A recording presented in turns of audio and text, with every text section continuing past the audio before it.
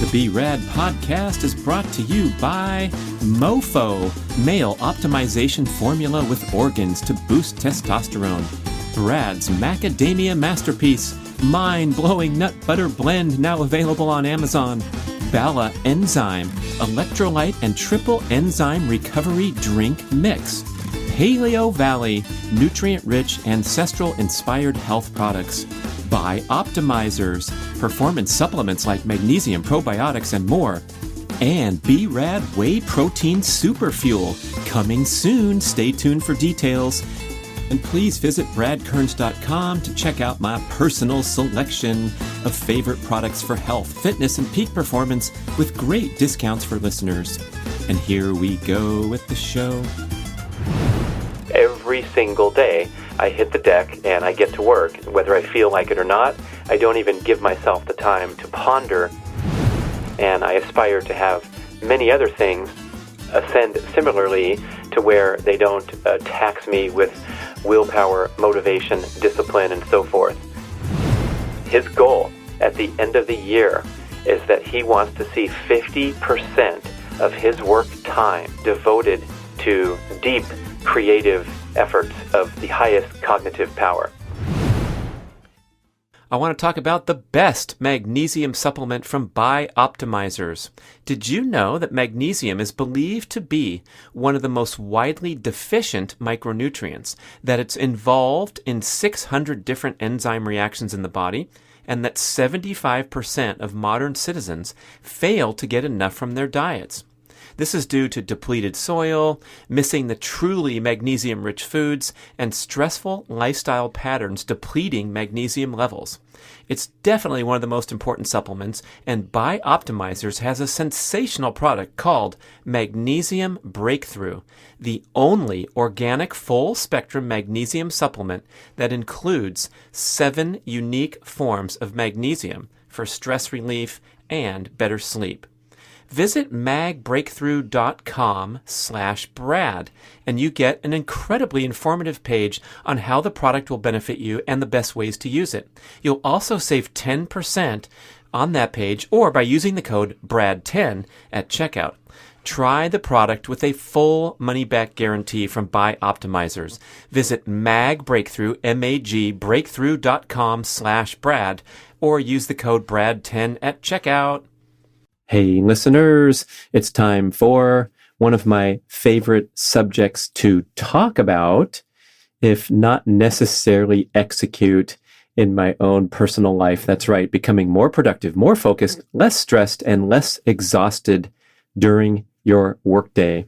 And we are going to pull from an assortment of peak performance focusing techniques from numerous shows and put it all together with another reminder, another motivator, another way to get focused and see if we can improve some of this disastrous and disturbing trends that we see across knowledge working society of becoming highly distractible and having difficulty focusing and becoming fatigued accordingly, especially with attempts to multitask, which we learned is literally impossible. So we're talking about the brain switching back and forth between all kinds of disparate tasks instead of focusing. And we have some great leaders these days doing great work. Cal Newport, with his best-selling book, Deep Work, now has a podcast called Deep Questions, where he takes questions from real-life listeners striving to do their best in the workplace and put his principles into action. So there's some good content there. And I also love the article that I highlighted in an earlier Breather show about avoiding the cognitive middle gear by a British researcher named James Hewitt. He's a performance scientist and head of science and innovation at Hinsa Performance, based in the United Kingdom. And he has a book on Amazon UK called Exponential. Better Life, Better Performance from Formula One to Fortune 500. And it looks like you can order a Kindle edition wherever. And who knows, maybe get something shipped from Amazon UK. I've never tried that. Little bio. James Hewitt is passionate about investigating the potential for our high-performance bodies and brains through scientific evidence and real stories from high performers in sport and business.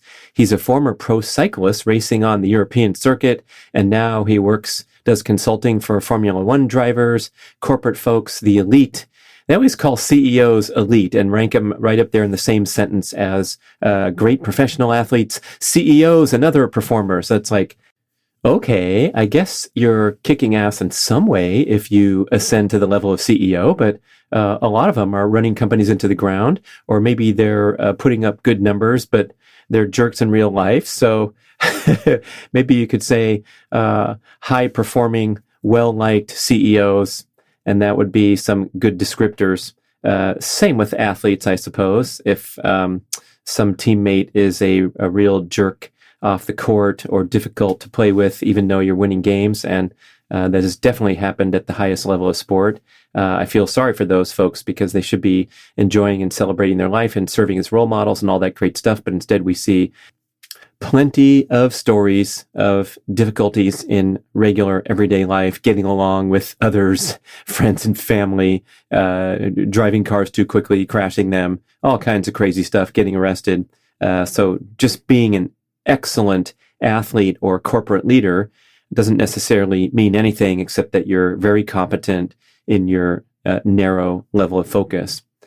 Alas, I think we have tremendous potential to excel in one area of our life and then apply those peak performance attributes to other areas. I talk about that some on the videos of my morning routine course, because for me, it's been a wonderful success catalyst to become more focused and disciplined for the rest of the day, because I know that when I get up every single day, I hit the deck and I get to work. Whether I feel like it or not, I don't even give myself the time to ponder an excuse, a delay, a procrastination. And so it's ascended into that vaunted category of habit, and I aspire to have many other things ascend similarly to where they don't tax me with willpower, motivation, discipline, and so forth. That included the interaction with the machine during our day filled with what a lot of people call knowledge work or computer work, right? So the potential for distractibility and the discipline necessary there is tremendous. So let's hear what James Hewitt has to say. Oh my gosh, James Hewitt is the same name of the British military officer back in the day who was rumored to be associated with Princess Diana. He had red hair. Prince Harry has red hair. And I remember reading the scandalous stories about, hey, what are the odds this kid has red hair? It could be a different father. Oh my gosh, those Brits, they love their scandals, don't they? Right there on the front page of the newspaper, every single day, there's something juicy and saucy to read about. Maybe there's such an overwhelm with the hype and the high shock value media that they're anesthetized to it, and they don't really pay much attention to it. I don't know. What do you think? Write in if you're from the UK. How do you guys do with all that fodder that's put up in your famous newspapers? Okay, James Hewitt says, here's the deal. We're never resting. We're rarely focused. And we're always on, in quotes, but we can't always be on. And he says the solution is to manage your stress levels and deliver peak performance with a strategy that stratifies the different levels of engagement that you are tapping into. And he calls it low cognitive gear, middle cognitive gear, and high cognitive gear. So we'll get into the tight definitions of all those examples shortly. But the thing to remember now is that it's way more cognitively stressful and way less efficient to drift back and forth from deep focus into peripheral things, low cognitive gear, daydreaming, glancing at a video, or doing something that's a diversion, and then heading right back into deep cognitive focus. Switching back and forth is very taxing on the brain. It's such an important point. Cal Newport talks about it a lot, and how he advocates for this highly organized life where you have these modules of time throughout the day that are spoken for and scheduled and defined so that you're in this peak performance mode, high cognitive gear focus for a defined period of time, not very long duration, of course, because we can't handle more than that. Andrew Huberman Lab Podcast, has some great shows on peak performance and focusing, and he advocates for 2 blocks per day of 90 minutes of intense deep work, to borrow Newport's phrase. So 2 times 90 minutes a day. Can you handle that to get some major shit done and put aside all the potential distractions during those 90-minute periods? And Huberman has some funny anecdotes where he admits he's powerless over the amazing force of the mobile device. And I think he talks about going out of his house and locking his phone in his car. I think he once got frustrated and threw the phone onto the roof of his house, knowing he'd have to go get it later in order to get in and focus without distraction. So whatever works for you, but organizing these wonderful times where you really are going deep, and you know that it's only going to last for a certain amount of time that's sustainable and productive, right? You're not going to say, hey, I'm going to spend all day Tuesday focusing on my fill in the blank book. I'm going to work 8 hours on my book. It's going to be great because I fooled around all weekend. Guess what? That's not going to work too well either, because you're just physically incapable. Your brain is not capable of going deep and focusing that hard for that long a period of time. Okay. Cal Newport's book, A World Without Email, identifies email as the single most insidious interrupter, time suck, and distractor that we have in the modern workplace. It's also one of the most wonderful innovations of the digital age, right? And it allows us to communicate so efficiently. And thank goodness for email, beating the days of having to head to the typewriter, load a sheet in, type on the keys, pull it out, fold it up, put it on an envelope, forget about putting the sticky stamps on there. You got to lick the stamp, apply it. And if you're under, 30 years old, you have no idea what I'm talking about, loading a sheet into a typewriter. How funny. Anyway, so I love email, but I also want to be hyper vigilant against it taking over my life. And I will contend over the past decades that it has been such a major part of my communication mode as a largely an independent working self-employed person, that boy, it's insidious, and it can always turn around and bite me if I don't regulate it carefully.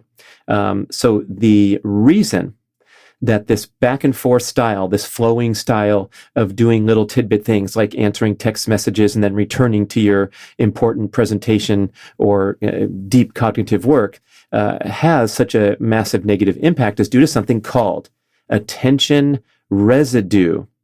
Attention residue is where you lose a tiny bit of wattage of cognitive power every time you divert and then return to the original important task. It's just the brain fatigue factor of having to refocus, regain your mojo, your motivation, and all that. And I think we can all reference this on a practical level, right? Where you get interrupted. Maybe it's a phone call, doorbell, whatever, and then you return to your important work. And you're like, what paragraph was I on? What was I doing? And it takes you a little bit of cognitive power to simply return to where you left off. And a big question comes up for me and others is, why do we indulge in this BS? We can all agree that it's less productive, less efficient to be hyperspasmodic all day instead of focused, taking a break, returning to focus, doing some medium task things. Of course, you have to log into online banking and pay your bills and do stuff that's low to medium cognitive demand. But why can't we batch those as we've been instructed to? There's some opinion on some of the important reasons. And one of them is that we have this sense, we all have a strong desire to be needed and to be useful. So when someone sends an email asking for help or a text message or reaches out to you, you want to pounce on that because you get that instant gratification of being the go-to source for all things, the all-powerful, all-knowing person here in the ivory tower that can answer everyone's needs. And it is alluring to want to dispense knowledge and be an authority. And believe me, listeners, I absolutely love and appreciate you taking the time to email me with questions, comments, feedback. The whole team appreciates it so much, and we talk about the interaction with the community so much and how important it is, and try to honor and serve you and answer your requests. But I do have a little bit of a meter, a built-in guide where the appropriateness or the depth of the question has to be put through a filter. And so if someone's asking me to, hey, Brad, can you set up an annual training plan? I want to do my first triathlon next year. That is an inquiry to have a one-on-one coaching relationship, which, as we know from being in the endurance world, is a tremendously time-consuming and important relationship that comes with a relevant and respectable fee for all the information and the expertise that you're asking for. So those kind of questions are going to have to go through the filter. And an answer that I might offer up is, hey, I suggest you enroll in my Primal Endurance online course. It has hundreds of hours of interviews with the greatest coaches and athletes in the world, and you'll learn a lot. Thank you for writing in, right? And I think for the most part, people, those of us who are reaching out for help and guidance, are very respectful of other people's times and asking for things in an appropriate manner. But still, the time that you roll up your sleeves and answer to the outside world needs to be carefully regulated, because that's not all you do in most cases, right? If your job is to get on email and answer email from customers all day long for 8-hour shift, that's fantastic. You know what you're doing, you're focused, and let's just hope that at 8 o'clock at night, after a long, hard day of answering emails for 8 hours, you're not drifting into that mode again while you're trying to be present at your kid's soccer practice, right? So that was one reason that we try to be constantly available and responsive, is that deep sense of being needed and useful to other humans. And associated with that is number two, I think this is Cal Newport stuff. Yeah, it's tribal wiring. So when we are not accessible, we experience a bit of psychological pain because we are disengaging from the community, and we're being selfish, and we're being jerks, and we're being difficult to connect with. Don't you get frustrated when you send emails to other people and they don't answer right away, or they don't answer within 2 days?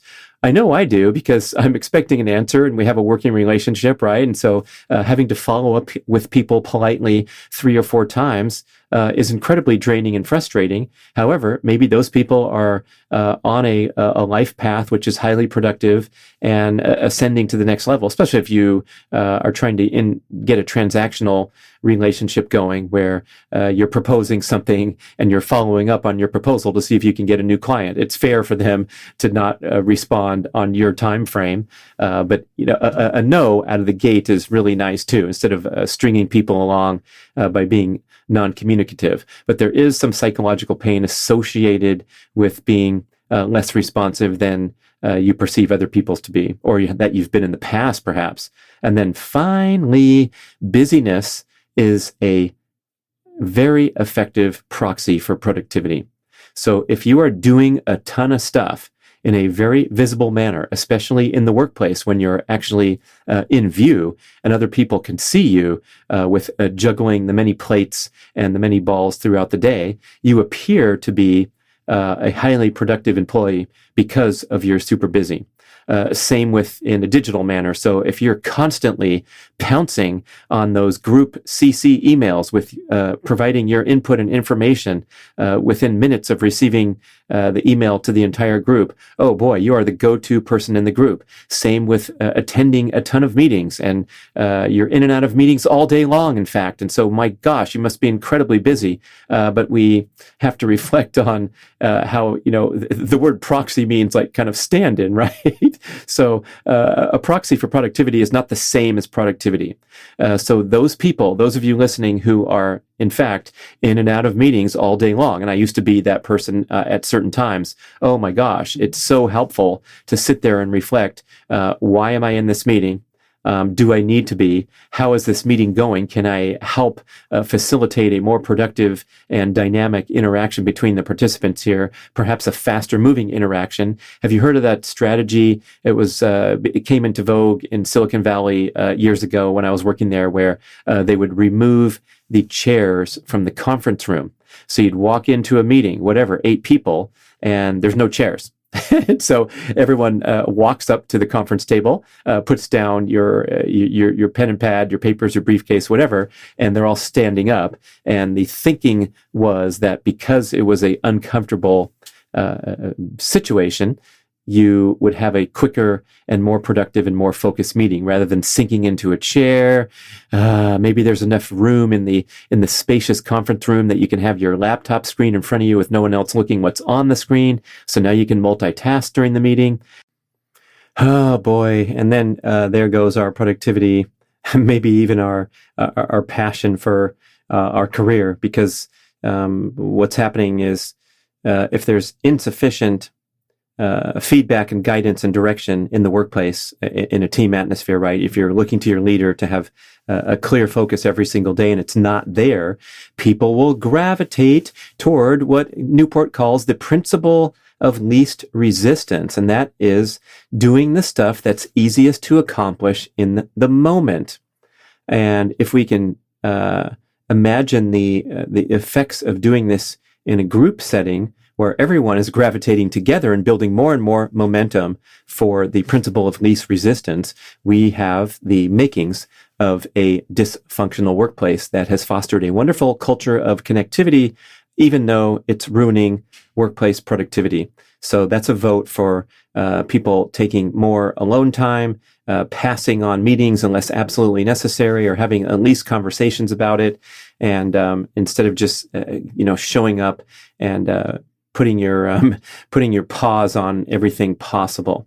Now, this comes up to an insight from a 2009 book called Rapt, R-A-P-T, Rapt, Attention and the Focused Life. It was written by Winifred Gallagher, and Gallagher drew some parallels between attention and happiness. The skillful management of attention is the key to living a good life, and it transcends across all kinds of different endeavors, including parenting, friendship, family, relationships, personal health, and fitness. Gallagher argues that you are the sum of what you focus on. Oh, does this ring a bell to any goals that you've succeeded with or failed with?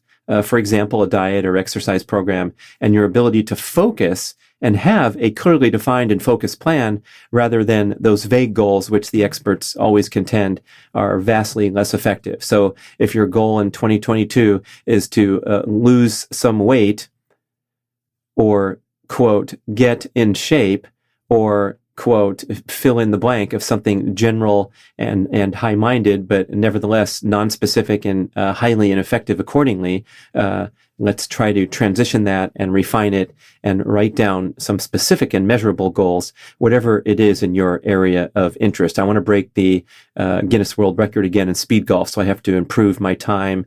And by doing so, it entails that I work on an assortment of different golf skills and practice, as well as running training. I also have goals on the running track to break 60 seconds in the 400 meters and high jump 1.6 meters, which is around 5.3. So I am highly focused on these measurable and specific goals, and I perform workouts that are predicated toward achieving those goals. That's a lot different, and it gets me up in the morning a lot easier and with more motivation than wanting to stay in shape as I get older, or prevent injuries by working out regularly, stuff like that. Okay, so same with the workplace, right?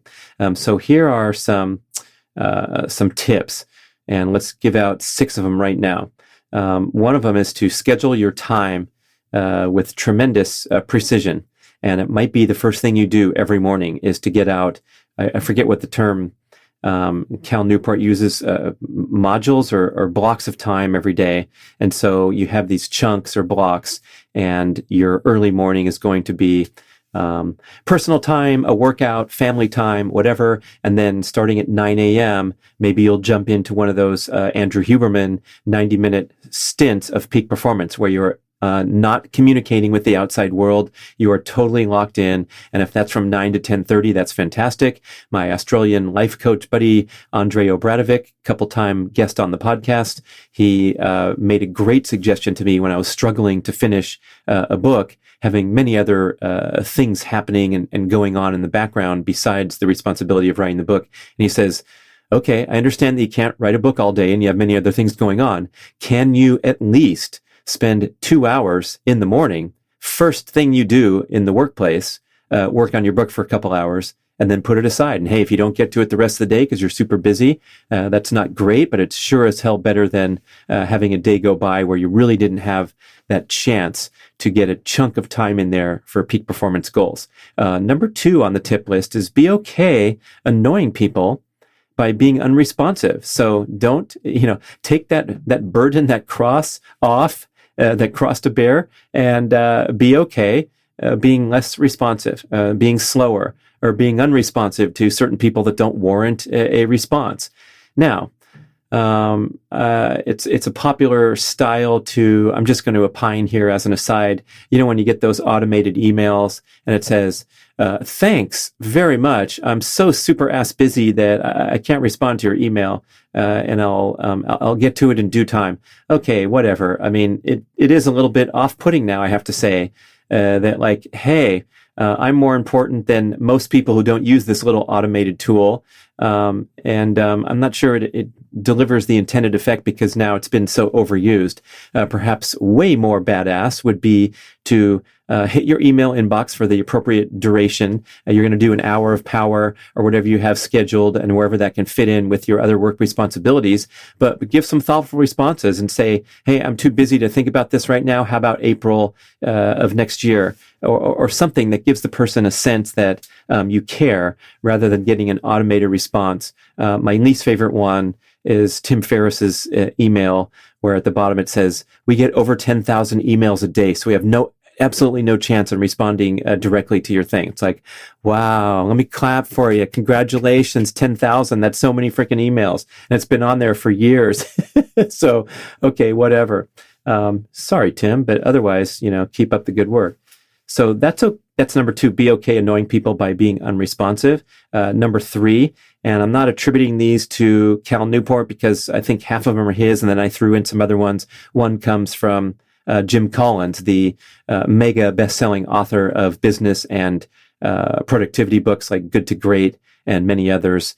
And he had some interesting insights in a lengthy podcast interview, might have been with Tim Ferriss, where he says that his goal at the end of the year is that he wants to see 50% of his work time devoted to deep creative efforts of the highest cognitive power.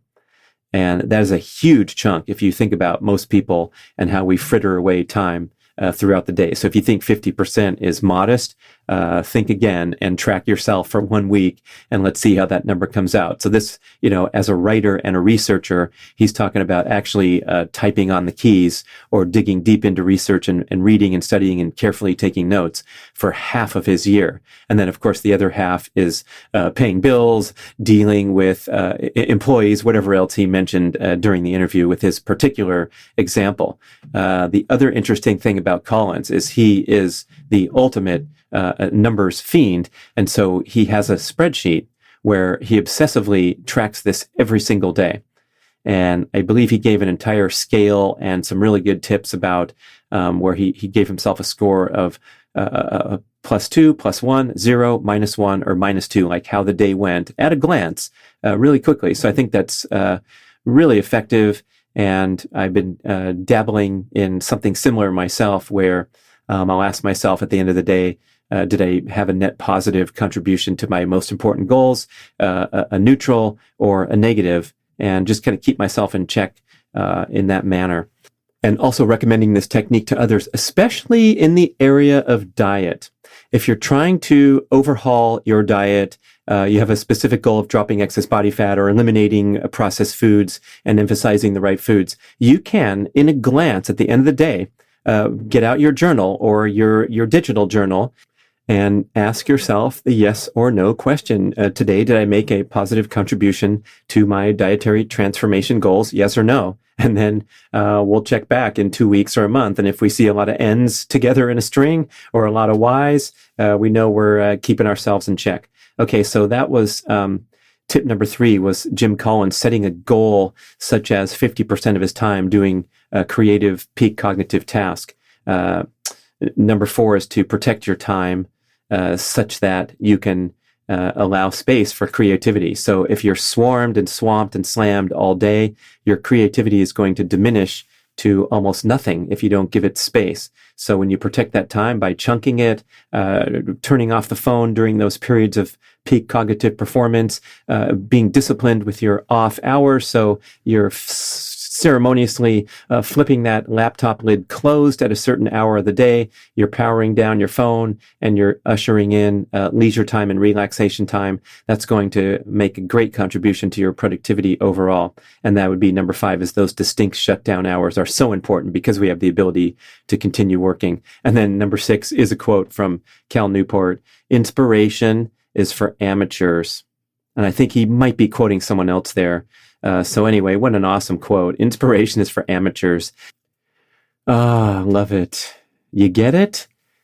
The professionals get out the paintbrush and start brushing, man. They're not worried about inspiration. Same with the greatest athletes that I had the good fortune to associate with during my time competing as a professional triathlete, and the people that I'm continually inspired by today in all areas, not just athletics, is there's none of that warring in the mind where the level of willpower, motivation, and perfection of all things lined up perfectly is contemplated. It just happens. You just wake up and you get back on the horsey, you get back on the computer, or you get back in the gym and you go to work.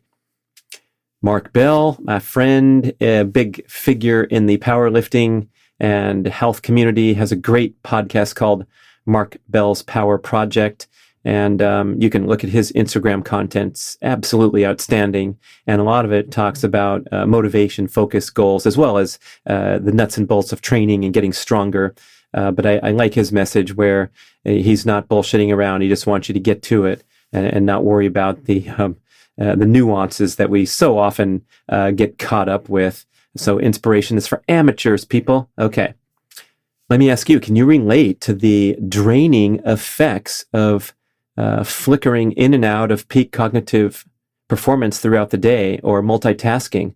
It's extremely draining, and I am really sensitive to this because maybe because I'm getting older. I've been working for many years, and I just don't have that battery power to sit in front of a screen all day long while working on a book and working on a presentation and answering emails and answering instant messages and just frying my brain accordingly by the end of the day.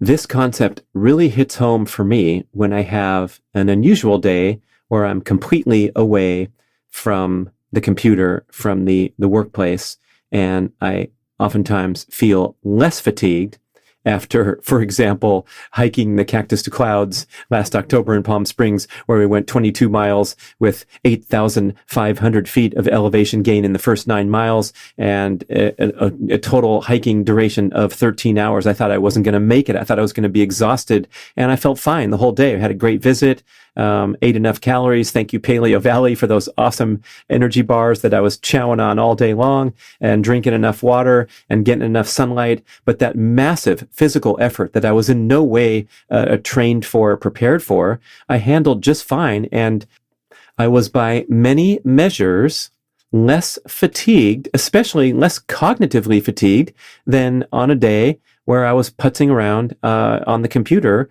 with this multitasking theme happening. Yeah, I got in my car and drove 2.5 hours after the hike was over. No complaints, no problem. Wake up the next day, feel fine. So we must not discount the incredibly fatiguing potential of the laptop or the mobile device that's with you all the time while you're racing through life, even if you're running errands, standing in line at the bank. I actually love having my phone if I have to stand in line or waste time, because then I don't feel like I'm wasting time. But again, the brain does not have any downtime, and that's the part that's extremely fatiguing. So as we get a little bit further into this objective of improving our focus and our discipline in the workplace, I wanted you guys to join me and be all in on this. I really want to get better at this. I've been talking about it for a long time. I know taking baby steps are okay, and I have seen a little bit of that in recent times where I'm able to take my finger, go across the trackpad,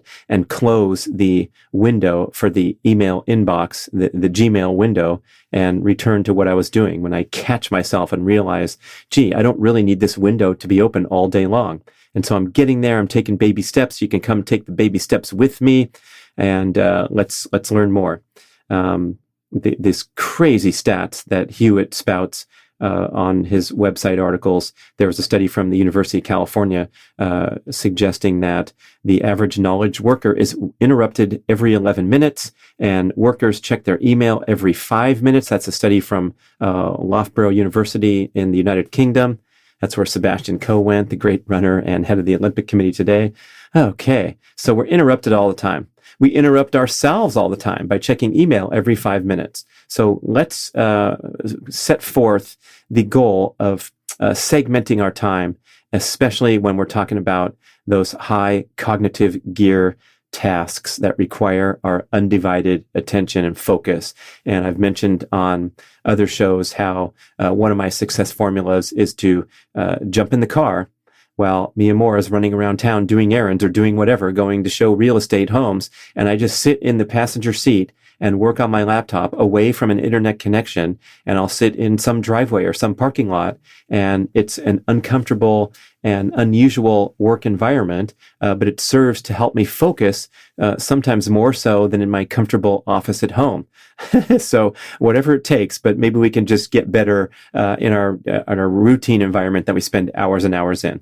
So the high cognitive gear stuff are creative tasks, problem-solving tasks that require full focus, and they should be done at the time of day when you naturally feel most productive. For many people, that's the first work block of the day. So there's Huberman with his 90-minute block early in the day, and then after a midday break is another good time for a second 90-minute block. And if you can do that, I mean, that's a pretty fantastic accomplishment, 2 90-minute peak performance blocks. Everything else is just icing on the cake. It's house cleaning. It's taking care of your bills. Oh, gee, I got to go buy this thing on Amazon. And you're just plowing through the less demanded tasks because you've done such a great job. And then you can have devoted off times and enjoy a life away from the screen. And let's not forget, 90-minute block for peak focus work. But inside of that 90-minute block, we want to do a 25-minute work block and then a 5-minute break. And so that's 3 times 30 minutes, right? 3 30-minute chunks where it's 25 minutes on, 5 minutes off. It's not 90 minutes straight. And yes, indeed, you have to create a winning environment here. So you have to close the email window. You have to put your phone outside of the room. You can throw it on your roof like Huberman, lock it in your car, and just do the best you can to avoid even the temptation to be interrupted, because a lot of times we are too weak and we cave in, right? We don't want to be left out of the pack, like I mentioned on those main reasons that we insist upon engaging all day. So low cognitive gear stuff is rest and recovery, watching TV, binging through your streaming entertainment, resting, chit-chatting as you walk your dog down the street. So these are things where you're taking a break, and the best breaks are ones that are as disparate as possible from the peak cognitive focus in front of a screen. So you want them to be outdoors, fresh air, open space, sunlight, perhaps social, right? Because you're in a digital world. So maybe taking a walk around the neighborhood with your coworkers and then return to the desk. Much, much better than announcing that you are now taking a break from peak cognitive tasks to go and play around on YouTube or on social media. It certainly is a break from your key work responsibilities, but not as effective as getting out and physically moving. And there's so much content about the benefits of moving frequently throughout the day, doing the micro workouts. I have a whole show about micro workouts. So the essential need to not only take a cognitive break, but a physical movement cognitive break is big. And then we get to the title of James Hewitt's great article, and that is the cognitive middle gear. And that's the thing we want to avoid, because we will default and drift into this pattern where you are performing what is not defined as a peak cognitive task. You're doing things like email, administrative tasks, organizing your life, but these are drifting into the picture and interrupting those opportunities for peak cognitive focus and thereby draining the crap out of you. Okay. Here's a quote from Hewitt. Habitual checking on missed calls and messages can become an addictive behavior pattern, increasing stress and even disturbing sleep. Even if our behavior is not addictive, spending our days in a persistent state of moderate cognitive exertion from morning until night has a physiological and psychological impact. In contrast, simply quarantining email with shorter periods rather than interweaving it throughout the day is associated with a number of benefits. A recent study found that checking email 3 times a day, as opposed to as often as we can, is associated with less stress and improved physical and psychological well-being. So the solution presented is, I guess you could call it polarized work, like polarized training that the athletes talk about, especially the endurance athletes, and the great work of Dr. Steven Seiler, who came up with this increasingly popular concept that people oftentimes refer to as the 80-20 concept of polarized endurance training. And this is research out of Finland. Seiler's an American based in Finland, and he did some great work with leading athletes in virtually all the endurance sports. So the cross-country skiers, the professional cyclists, triathletes, runners, and identified this trend where the elite athlete is typically training at a very, very comfortable pace, a predominantly aerobic pace, or they're hitting it hard and doing some epic workouts that are really pushing and challenging and dealing with lactate threshold, competing, all those kinds of things. And he kind of pulled the data out that showed that around 80% of training was done at a comfortable pace, and then 20% was done at an intense pace. And unfortunately, this insight has been misappropriated like crazy, because the casual competitor is now looking at this 80-20 ratio and thinking that they need to organize their training accordingly, where 20% of their training volume is performed at a fast pace. And that could be vastly excessive to what a common recreational enthusiast is capable of. So I want to say that there's no magic in this 80-20 ratio, but there is tremendous validity to the concept of polarized training, that you're either nurturing your fitness without overstressing the body, and then when the time comes to hit it hard, you do an appropriately designed high-intensity workout. And listen to my podcasts about how to design a sprint workout correctly, so that even when you're going hard, the workout is not this exhausting ordeal that takes days to recover from, but it's appropriately challenging, and you walk away feeling energized and pleasantly fatigued. And maybe we should go right back into the topic of working and want to achieve those same goals. So the polarized work concept is, again, back to those 2 90-minute blocks of peak performance. So that's your heavy hitting stuff. Jim Collins going for 50%, but he's definitely, an outlier peak performer that can go to that highest level with devoted practice over time. But if we want to take those baby steps toward that and put those chunks of really disciplined, focused work into our workday, that would be a great objective. Okay, so that's the polarized work concept, is you're either hitting it hard and kicking ass on stuff that's really important, or you're in the open season time where you have a window open to Amazon and you're shopping. Maybe you're at bradventures.com ordering up some nut butter or some protein, and then you're also have some emails open, and also you're going on a text string that's live and you're answering frequently. Oh boy, yeah, no big deal, as long as you get that, the big rocks into the jar first. Like Stephen Covey says, as long as you prioritize that deep work, you'll have more freedom to kind of relax during the other hours of the workday.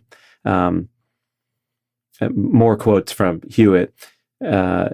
This polarized work helps us focus on what's important and ignore what's not. Many of us would benefit from creating more distinct periods of focused attention, followed by effective rest and time for reflection, right? So this cognitive middle gear concept implies that we're not getting even the low cognitive gear time, because we're carrying our phone on the walking break that we're taking from work, and the phone's ringing. Now we're taking a call because it's so important. We don't want to miss it. And so everything, the more and more time drifts into the middle cognitive gear, rather than boom, crisp high gear time, boom, crisp low gear time, and then the necessary time, right, in the cognitive middle gear stuff. Again, that's paying your bills, doing your online shopping, shopping, answering emails, doing that medium type stuff. And what happens? The polarized approach rescues time, quote unquote, from Hewitt, thanks to reduced task switching. Reducing stress facilitates better progress on tasks with strategic and long-term significance. And then we can enjoy more downtime and better recovery. Okay, what about you? How do you fare in this area? You can listen to my Brad's day, multiple shows talking about my day around the clock and everything I do. And it's clear that I admittedly suck in certain areas, including allowing that middle cognitive gear stuff to float into periods of time when I should be going for peak cognitive demand tasks, thereby minimizing any time that I can truly claim to be peak cognitive performing time, thereby stretching my workday out too long because the workday typical hours went by with too much screwing around and middle gear tasks. And so then I'm extending the bookends instead of having those clear and distinct off hours in the evening or whenever you choose to have your off hours. So on the positive side, as I keep mentioning, but it's so important that at least I start my day with tremendous discipline and focus and structured time for the morning exercise routine. And so my immediate objective is to piggyback those positive habits. And there's great research showing that once you have established any habit, it can be effective to try and piggyback other desired habits onto the back of the existing habit. And I think one of the examples, this might have been from James Clear, Atomic Habits, which I just noticed was the #1 best-selling book on Amazon. And the Will Smith autobiography jumped up to #3, I guess, after the Oscars. Oh my gosh, any publicity is good publicity for a celebrity, right? I don't think so in this case. Oh man, don't get me started. That's not the podcast to hear from, but not impressed. No, I'll put it that way. And pretty freaking sad too. I'll put it that way. It should have been a time of great celebration for the Williams sisters, one of the great athletic stories and human interest stories we've ever seen. I mean, the improbability of rising from their low socioeconomic conditions to become tennis champions. And that's a beautiful movie. I loved it so much, loved the acting. And then we have to have Hollywood funny business kind of spoiling it, or at least distracting our attention from what we should have focused on. Hey, that was my first Hollywood commercial. And back to the show relating to health, fitness, diet, exercise, peak performance, longevity, relationships, happiness, health, longevity. Oh yeah, stick to your lane. Thank you, Brad. Okay. Anyway, I score really well in the morning there with the morning routine. And so the idea of piggybacking a habit onto something else that you desire to be a habit, James Clear was talking about, I believe, you head over to Starbucks every day in the morning. And so I'm not sure many people can tout that as a super awesome health promoting habit. But let's say you do it every single day. So the idea would be, can you exercise before you head to Starbucks, knowing that you're going to get out of the house, jump in the car, and head to Starbucks? Can you walk there? Can you stop at the gym first? Can you piggyback something onto your sure reliability that you're going to engage in that habit at whatever category you call that one? So that's something to for me to aspire to, is to piggyback that morning routine with a period of focused deep work, one of those 90-minute blocks that Huberman talks about in the morning. So I'm working on it. We'll check back. I'd love to hear from you about how you're doing and what things here hit home for you and can be helpful. All right. It's podcast@bradventures.com to connect. Thank you so much for listening to this show. Thank you for listening to the show. I love sharing the experience with you and greatly appreciate your support. Please email podcast@bradventures.com with feedback, suggestions, and questions for the Q&A shows. Subscribe to our email list at bradkearns.com for a weekly blast about the published episodes and a wonderful bi-monthly newsletter edition with informative articles and practical tips for all aspects of healthy living. You can also download several awesome free ebooks when you subscribe to the email list. And if you could go to the trouble to leave a 5 or 5-star review with Apple Podcasts or wherever else you listen to the shows, that would be super incredibly awesome. It helps raise the profile of the B-Rad podcast and attract new listeners.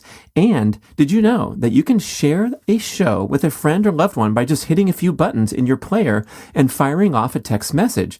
My awesome podcast player called Overcast allows you to actually record a soundbite excerpt from the episode you're listening to and fire it off with a quick text message. Thank you so much for spreading the word. And remember, be rad. It's a masterpiece. It's a masterpiece. Hey, this is going to be one of my favorite commercials because I get to introduce you to the delicious, nutritious, life-changing Brad's Macadamia Masterpiece. This is a mind-blowing nut butter blend that will soon ascend to your number one go-to snack, treat, or accoutrement for anything from dark chocolate, a cucumber celery smear, or mixed in with yogurt, oatmeal cheesecake, or with a spoon right into your mouth, heading south. Let me tell you what I created in my kitchen through whirlwind experimentation and extreme sampling to my VIP product testing crew across the nation, so far with 100% approval. In this beautiful jar, we have macadamia nuts, walnuts, cashews, the rare and precious coconut butter, coconut flakes, cacao nibs, real ancient sea salt, and organic MCT oil. Every single ingredient has been sourced to origin to be the very best we could find from around the world for the absolute highest purity and nutritional value. We run this product in small batches with a boutique family business in the Pacific Northwest, and everything is cold pressed to preserve nutritional value. So if you like eating healthy, it's a dream come true for all those who are keto, primal, paleo, and vegan vegetarian too. I come in peace, my global healthy living friends. Masterpiece, that is. Try some now and it will change your life, I promise. If you don't like it, send it back to me. I'll eat it. You can order Brad's Macadamia Masterpiece on Amazon. Simple. Or if you're bold, daring, and adventurous, buy 3 and get a bottle free at bradventures.com. Buy 6 and we'll send you 8. Christmas shopping early instead of late at bradventures.com. Check it out, Brad's Macadamia Masterpiece.